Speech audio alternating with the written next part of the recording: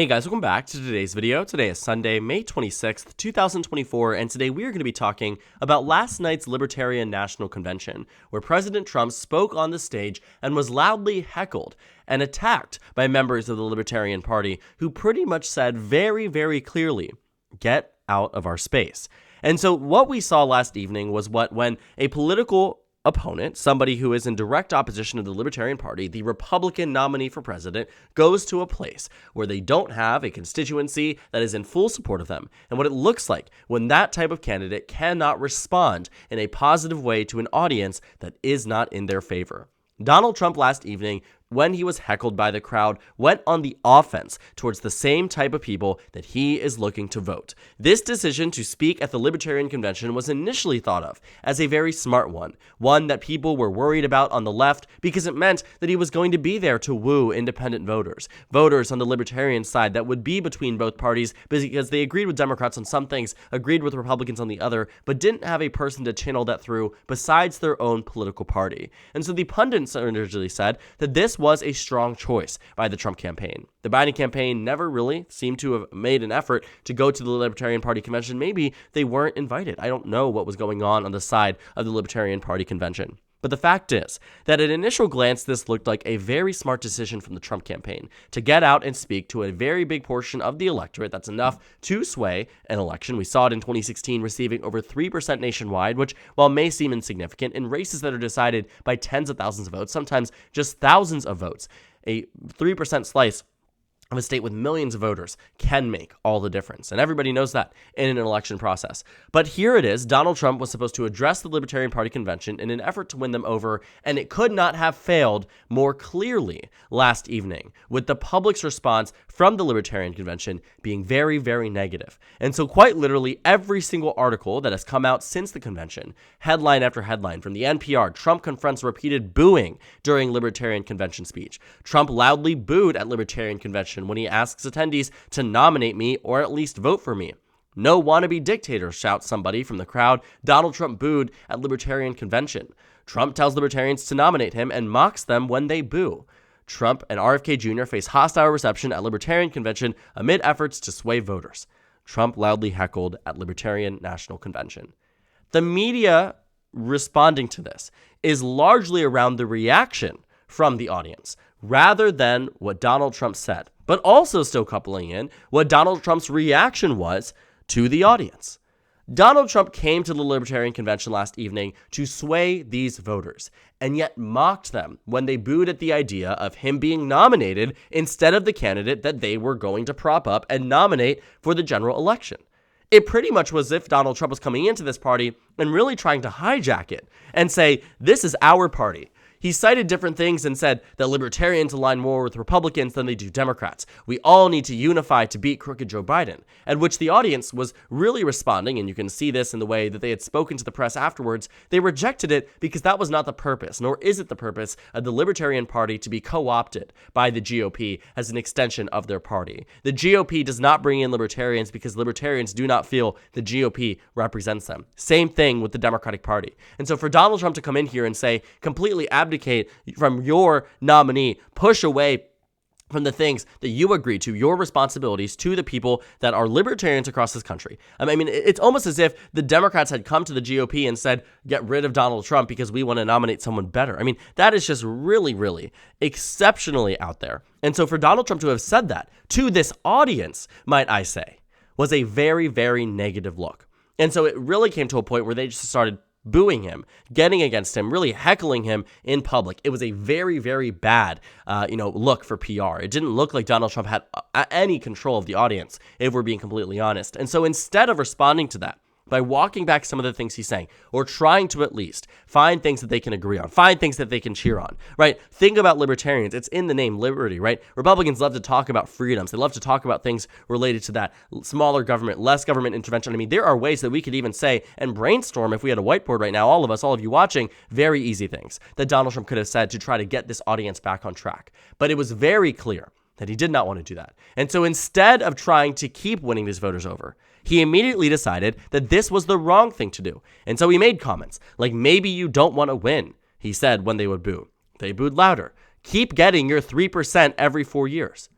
This is so incredibly demeaning for a mainstream political party like the Libertarian Party, who welcomed Donald Trump in, practically speaking, with open arms. I mean, they announced him speaking at the convention, and despite many objections by members of their party, they shot down multiple resolutions at the earlier days of the convention to prevent Donald Trump from speaking on the stage. And we also saw some of this early dissent too, because libertarians pushed forth an amendment or a procedure saying, go F yourself, Donald Trump. They had that very much, calculated, and was a very concerted effort here to try to stop him from speaking, because there were some people there. But the national convention and those running it said, no, we're going to give this audience, we're going to give Donald Trump the opportunity to speak to our voters here, despite us having our own nominee, despite us having our own convention process. A very, very unorthodox and very new type of strategy from the Libertarian Party. And I think maybe, too, they wanted to increase political relevancy, political importance, and they thought that this would be the way to do it.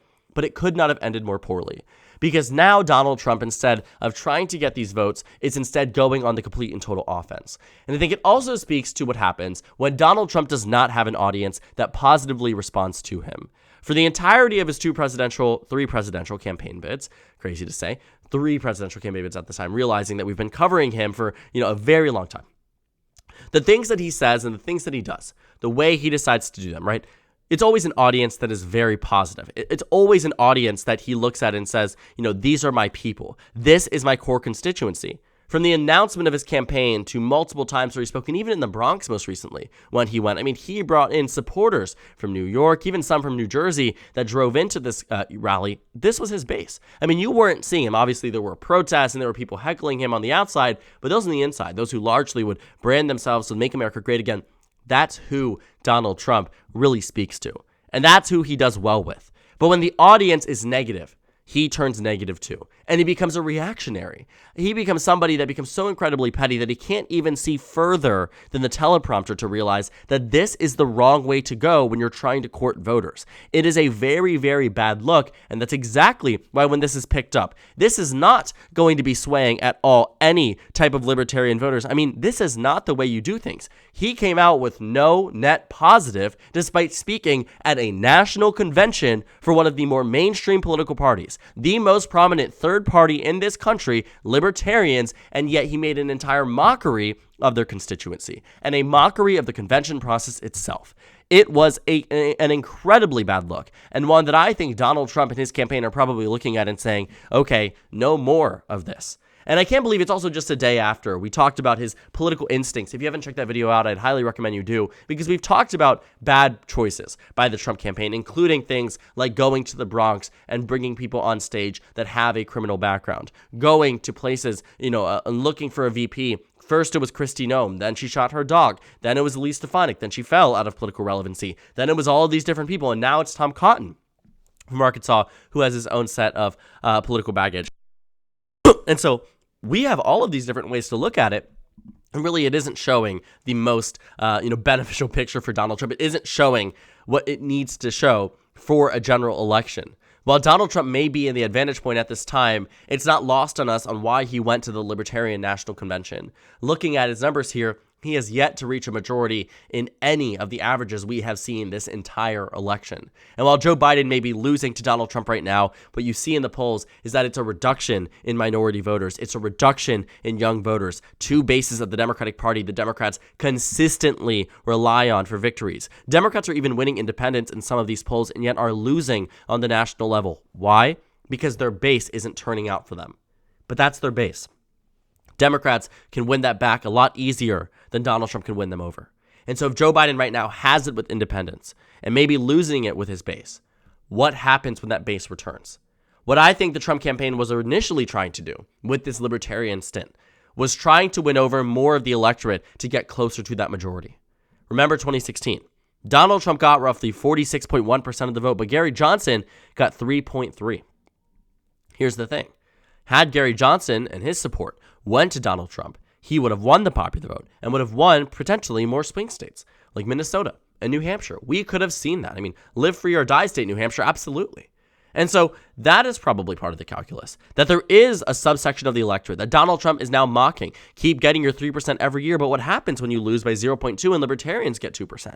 Then you're upset because you heckled them at their national convention. This was a prime opportunity, and I think the Trump campaign came into this thinking that they could win over more of the electorate, bump them up to above even further than where they are right now, bump them up even potentially, if it's 3%, to a majority, because right now Trump's at 47.5, you add 3, you're at 50.5, and you're at the majority nationwide. And it obviously was not going to happen overnight. It was not going to be anything that was going to allow him to, all of a sudden have this rapid improvement in polls. But this was a litmus test. Does Donald Trump have what it takes to win over these more independent, swayable, and potentially even third-party voters? And that answer is a resounding no. Because what happens when he can't speak to a diehard audience is that they don't want to vote for him. He becomes someone who is focused on retribution in the moment of the speech, rather than he is focused on his own election, on his own election odds.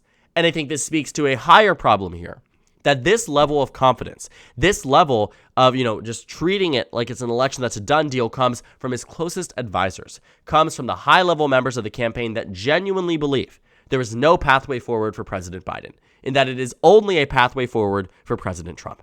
We have seen these comments made by top campaign officials where they have entirely written off the Biden base, entirely written off any shot that Biden has at re-election, and believes that it is all about running up the numbers.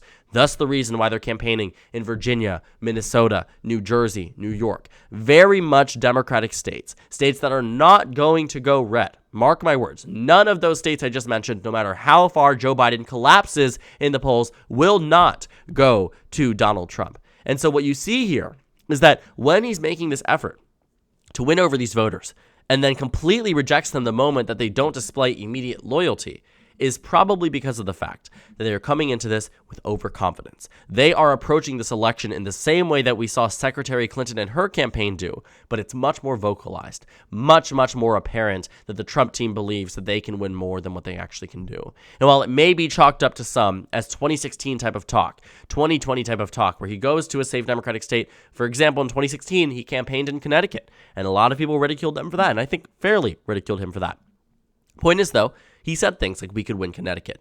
He made comments that were completely outlandish and just entirely untrue. And yet, the media picked up on it and said this was the wrong choice. But it's becoming way more consistent than a one-off rally in Connecticut. It's becoming way more consistent than a decision to speak to just one convention and nothing else bad going on. It's the choices he's making for VP. It's the choices at which he does not only where he campaigns, but how he campaigns. A lot of what we've seen that I think is very negative for President Trump is entirely self-inflicted. None of this really is the Biden campaign, sourcing libertarians to boo Donald Trump. This is him going to a libertarian convention, saying things that are unpopular, and then responding poorly when they boo him. It's not like a national politician to treat elections this way, and I know Donald Trump has never treated elections normally. But I can't say that this was something that helped him. I don't think this makes him lose support, but I think it completely negates any future opportunities for him to win over libertarians in the future. I think this is something that the Biden campaign is going to pick up on. They've already started on Biden HQ, and Democrats have already started surfacing it across different surrogates and even politicians who are putting this out there and saying, this is Donald Trump when he speaks to more average Americans that are not his base. This is what happens when he tries to walk into an election. Treat it like a cakewalk. Treat the Libertarian Convention like it's a joke, completely throwing out their proceedings, completely throwing out their nomination process, and making outlandish statements like nominate me or at least vote for me when their presidential nominee is in the room with them. This is not becoming of somebody who is on track to win this election, and he has benefited so incredibly heavily by the fact that Biden has lost his base now. But my question still stands. The question I've been asking for a very, very long time. What happens when that base comes back? What happens when Donald Trump is in a position where all of a sudden Biden wins back portions of the electorate that he simply did not have before? Portions of the electorate that had abandoned him in early January and have refused to support him. That when push comes to shove, in September, in October, decide ultimately, we're going to get out and vote. We're thinking the voters in Dearborn, Michigan. We're thinking the voters in Milwaukee, Wisconsin. We're thinking the voters in Philadelphia, Pennsylvania, that right now are very headstrong. They do not want Joe Biden reelected, but they will if Donald Trump is in direct opposition and Donald Trump looks like he's going to win. And so that's what we're seeing right now. And I think the Trump campaign really tried to curtail that by boosting themselves up to the majority, boosting themselves up a few points just with this Libertarian bump. And it could not have been executed more poorly, and all of it, very high level, has to do with the way that Donald Trump handled this situation, Donald Trump handled this electorate, and this convention, one that I think will live in infamy for the Trump campaign should he lose, especially by a narrower margin than where it was back in 2020. So thank you guys so much for watching this video. Make sure to comment down suggestions below, subscribe on the left if you haven't already, and check out the Instagram and Twitter. At the bottom left of the screen, there's also a Discord server for you to go ahead and join. On the screen, there's a video you can watch, and then a playlist for my 2024 presidential election analysis videos. Again, thank you guys so much for watching, and I will see you all later today.